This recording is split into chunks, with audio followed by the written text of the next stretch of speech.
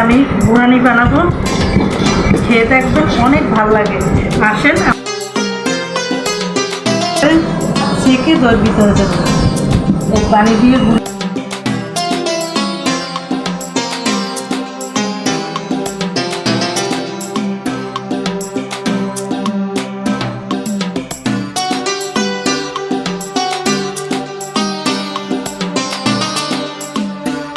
এরকম বানানোর আমার অভিজ্ঞতা আছে।